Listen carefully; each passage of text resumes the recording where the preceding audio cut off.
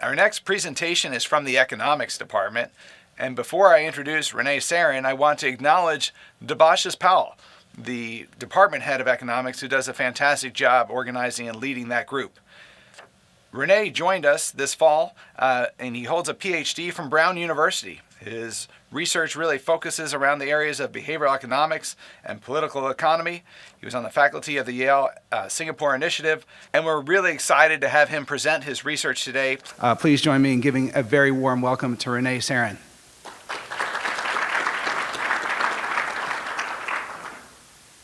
Good morning, everyone. As Dan just mentioned, my research is broadly on game theory and specifically on mechanism design and behavioral economics. The idea of mechanism design is to incentivize individuals belonging to an organization to behave in the manner which is in the best interest of the organization. So naturally today I'm standing before you to try and tell you how to improve decision making within your organization using a technique called sortition. So if you've never heard of sortition, what is sortition? Sortition is simply selecting decision makers by a lottery.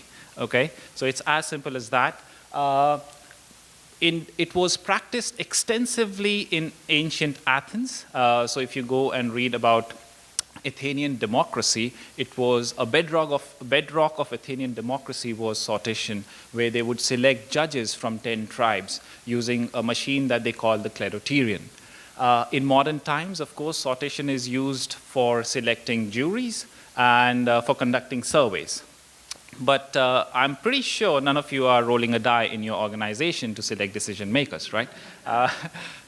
But I'm here to tell you that there is some benefit to that, okay? Okay, so what's the use of sortition in a business organization or any organization in general? Oftentimes, the decisions that you want to make in an organization depend upon information that is usually diffused or dispersed across the organization. To give you an example, suppose you are the president of a business organization and you are trying to make a strategic plan, okay, a 5-year plan, 1-year plan. The strategic plan depends upon, let's say, forecasts regarding the demand conditions or the cost conditions, right? Now, what would a president in a traditional business hierarchy do in that case?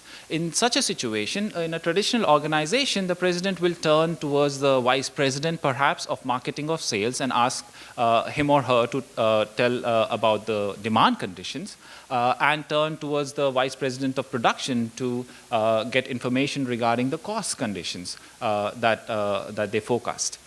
Now, how do you know that they are telling you the truth? Now, okay, I know that that's a very dismal way of looking at human behavior. I agree with that, but I am an economist, a practitioner of dismal science. So I have, so that's the way I view people. I view people as basically behaving based on incentives, rewards and punishments, okay? Of course, that's not true in general. I'm also a behavioral economist, so I understand that that's not necessarily true, but more or less we understand in a business environment the need for incentives. So, if you believe that there is a small chance that the vice presidents might not be incentivized to tell you the truth, or that they are not doing the due diligence in coming up with the forecast, you are likely to make a mistake in your strategic plan. So my research shows that you can improve upon that situation by actually tweaking your traditional business hierarchy model with sortition. And what does that simply mean? That simply means randomly audit the forecast submitted by your vice presidents.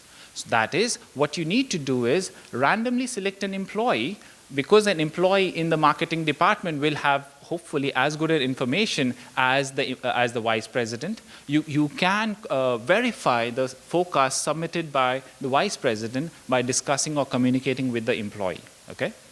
So you do that, either select employee 1, employee 2, employee 3, or employee 4, okay? So all I'm saying is, all you need to do is simply randomly select an employee and try and verify the forecast submitted by the vice presidents in order to make your decision, make your strategic plan. Now, you don't have to roll a die. or to flip a coin to do that. Now, you might be really wondering that, hey, can I go tomorrow and tell my employees that this is what I'm going to do? I'm going to sit at my desk and roll a die? No, you don't have to do that. There is a practical way of doing this, and that's what I want you to think about. The practical way of doing this is to adopt a comprehensive whistleblower policy. Now, this is, in Netherlands, for instance, it's a law that any organization with 50 or more employees must have a whistleblower policy. So what I would like you to do is to think seriously about, if you haven't already done so in your organization, to think seriously about whistleblower policies. Of course, it's not just a matter of simply picking a whistleblower policy from one company to the other. You might have to think deeply about how it is going to help you within the context of your organization, but that's something I think is the practical relevance of my research. So I should stop now. Thank you. Thanks.